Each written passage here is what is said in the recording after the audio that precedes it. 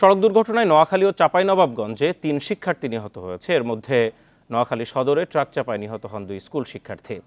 সকাল 8:30টার দিকে উপজেলার চরমটুয়া ইউনিয়নে এই দুর্ঘটনা ঘটে। স্থানীয়রা জানান, সকালে ছেলে আরাফাত ও শ্যালকের মেয়ে আসমাকে নিয়ে সাইকেলে করে স্কুলের দিকে যাচ্ছিলেন আবুল কালাম।